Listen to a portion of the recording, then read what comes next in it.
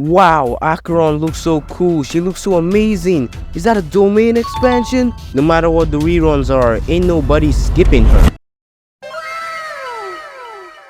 I'm a bit confused as to why so many people are surprised. I mean, they really anticipated Topaz and didn't expect there to be a chance for Jingliu to rerun. Oh, come on, Jingliu arrived before Topaz. This outcome isn't all that surprising. Okay, so in this video, I'll be covering Acheron and Jingliu, and we'll be keeping the other two blondies out of the way for another video. Cause some people are finding it hard to make a decision between Acheron and Jingliu, and I don't want to bombard them with more stuff about aventurine and luocha. So yeah, let's just get into it. Jingliu has taken the spot as the best DPS in Honkai Star Rail. Well, sorta. I'll make a separate video covering current Danheng and Jingliu, but for now, let's pretend he doesn't exist, okay? There are many reasons why she's the strongest. For starters, she's a destruction character, which is the best element in the game, but maybe not for long if Acheron blows everyone away. She's an ice element and the strongest and most capable ice DPS in the entire game. Oh, I mean second strongest, cause everyone knows Yansheng is the best. She has amazing synergy with characters like Blade and Wanmei, who I would consider that over 90% of accounts would have either one of them. She's also very easy to build, has good free-to-play options, and has shown consistent levels of damage. Pretty great overall.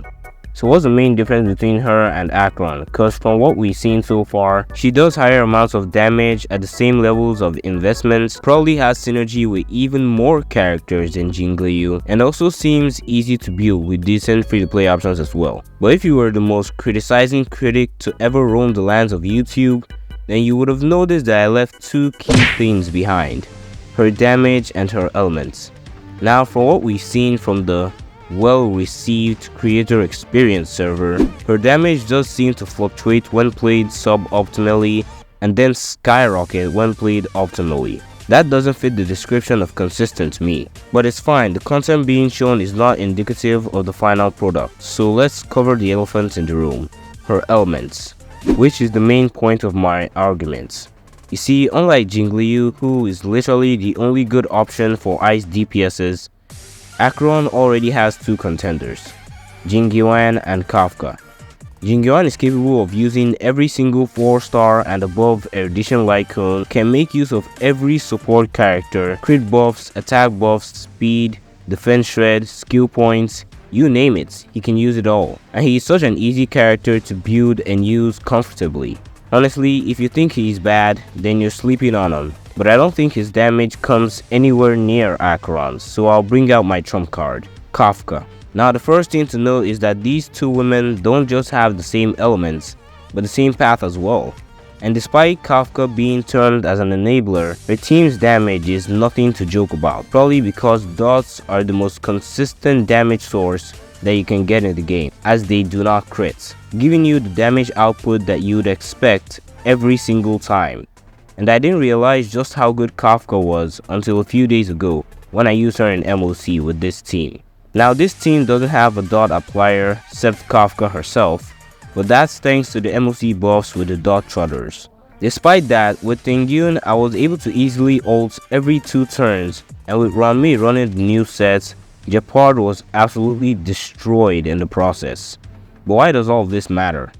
Kafka is amazing. She's the good old reliable that you can always count on no matter what new character comes out. And Acheron looks really good, but if you already have Kafka, then I don't see a reason to pull for Acheron, though it's fine to have both of them. But if you're really contemplating, then my question is, do you already have Kafka? Because if you do, and you haven't built a team around her, then I hope you're not planning to put them on the same team. If you have Jingyuan, even with his signature, I would still highly recommend Acheron because of characters like Silverwolf and Pela. And I'm sure everyone has Pela.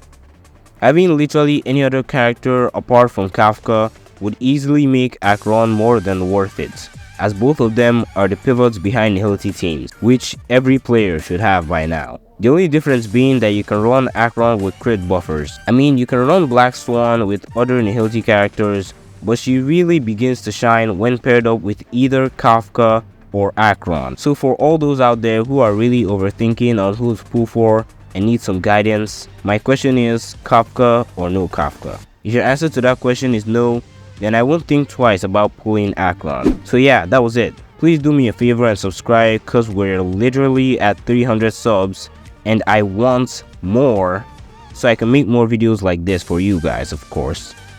Thanks for watching and see you later.